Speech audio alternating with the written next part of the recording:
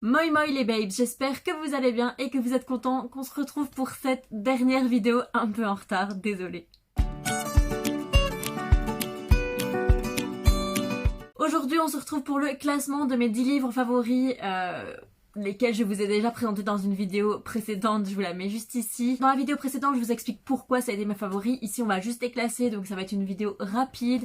Comme vous voyez je filme le 31 décembre, le jour où cette vidéo était censée sortir, mais j'ai eu un petit souci avec l'enregistrement de la vidéo initiale, donc on est obligé de la refaire. Donc voilà, je le fais à quelques heures du réveillon. Pour rappel, les livres, je vais prendre quand même la photo en face de moi pour être sûre de ne pas me tromper. Donc on avait Hunger Games, forcément, After, le premier tome, parce que j'ai pas encore lu les autres, The Good Girls, Il était fait pour moi, Les Disparus du clair de lune, donc le tome 2 de la passe miroir, Harry Potter, la version Minalima, le premier tome, La quête du renard blanc, le premier tome aussi qui est la pierre mystérieuse, Sobibor, The Good Girls, Nevermore, The Good Girls j'ai déjà dit, Nevermore et Akotar, donc le tome 1. On va commencer par la 10e place. La 10e place aujourd'hui, le problème c'est que il y avait un suspense dans la vidéo que j'ai tournée hier, mais là maintenant je sais quel est mon classement, donc il y aura moins de suspense que dans la vidéo de base. Hier vraiment ça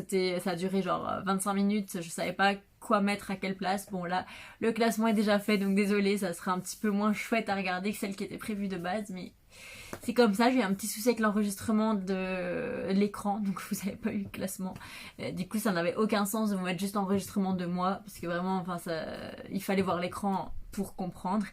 Et donc bref, en 10e place j'ai mis Sobibor, parce que Sobibor c'était vraiment un très chouette livre. J'ai adoré lire ça parce que j'ai adoré le sujet, l'anorexie, la Seconde Guerre mondiale, j'ai adoré l'angle que prenait l'auteur pour traiter de la Seconde Guerre mondiale. C'est surtout ça qui a fait de ce livre un livre particulièrement bien.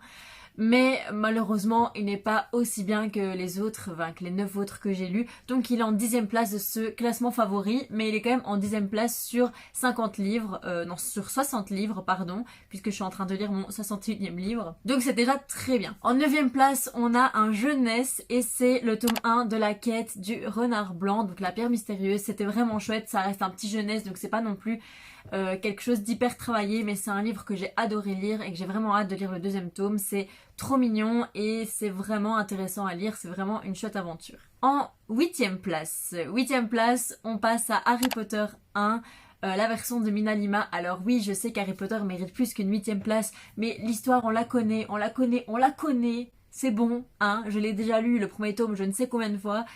À un moment c'est bon, je connais l'histoire, donc je l'ai pas classé comme si c'était la première fois que je le lisais, parce que forcément si je le classais comme si c'était la première fois que je le lisais, que je découvrais l'histoire, il serait dans le top 3 d'office. Mais honnêtement là c'était plus pour le livre objet en lui-même, et il était magnifique, c'est pour ça qu'il a atteint mes 10 favoris, sinon je l'aurais même pas mis dans mes favoris en fait, parce que c'est bon, tout le monde sait que j'adore Harry Potter, c'est plus quelque chose à prouver. Donc il a sa petite 8e place, mais je trouve ça déjà pas mal qu'il continue à être de mes favoris chaque année, n'est-ce pas? En 7e place, on reste dans quelque chose de magique, et c'est Nevermore. Nevermore pour moi il a sa place au même titre qu'Harry Potter dans ce classement, parce qu'il est très très chouette, mais pas non plus à la hauteur des autres que j'ai lus. C'est peut-être parce que ça fait que c'est un jeunesse et que avec mon âge, je m'intéresse un petit peu moins aux jeunesses, mais ça reste une saga que j'adore et j'ai très très hâte de lire le tome 3. En 6e place, on a vraiment celui-là, franchement, entre la place 4, 5, 6, je me suis battue, je savais vraiment pas quoi mettre. Et honnêtement, c'est The Good Girls qui arrive en 6e place. Ça a été dur parce que vraiment The Good Girl c'est un très bon livre que j'ai adoré, très PLL et tout, j'adore ça.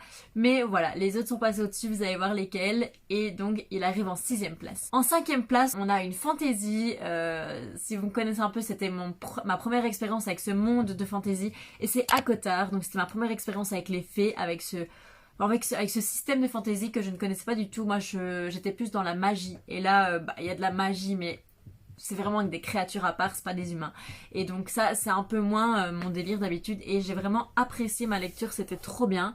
Et donc il est en 5e place. Là, on passe dans le classement du top, et en 4e place, on a toujours de la fantaisie et c'est le tome 2 de La Passe Miroir, c'est Disparu du clair de lune parce que le tome 2 est incroyable.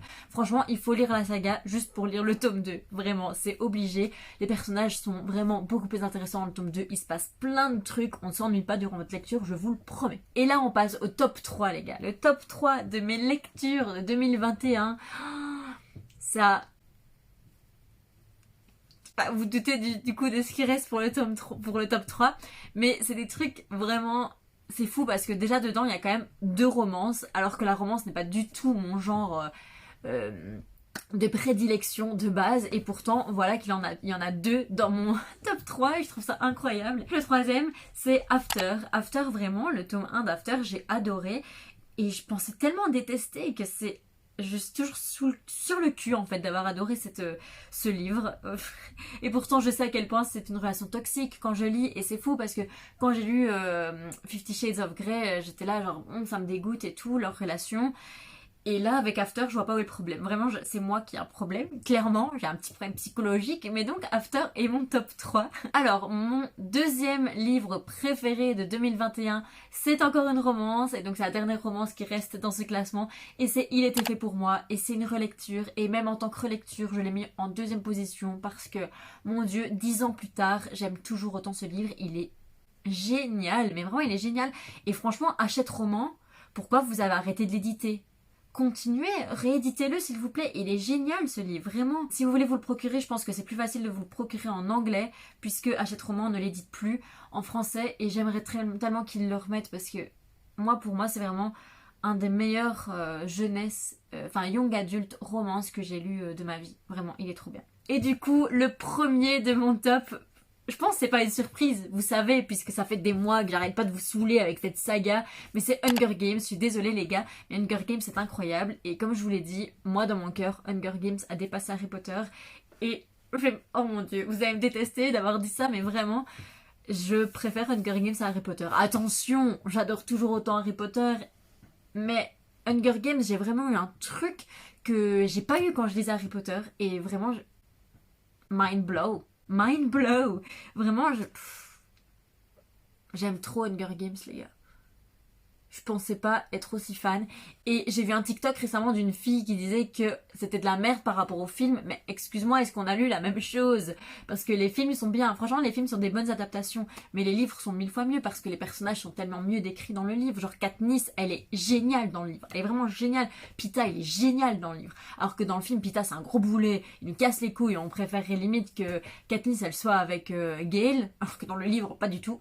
Et Katniss, elle est détestable dans le film, alors c'est un personnage ultra intéressant dans les livres. Bref, voilà, c'était une toute petite vidéo du coup, puisqu'elle a été un peu mouvementée. Enfin, il y a eu quelques soucis avec ce tournage, je suis désolée. J'espère que cette semaine bilan vous a intéressé, que vous allez lire mes propositions de lecture, surtout avec ce top 10. Vraiment, dans ce top 10, il faut tous les lire, hein. Je suis désolée, mais si vous n'en lisez même pas un seul... Pourquoi vous regardez mes vidéos? Je vous fais des bisous. Ciao, à la semaine prochaine.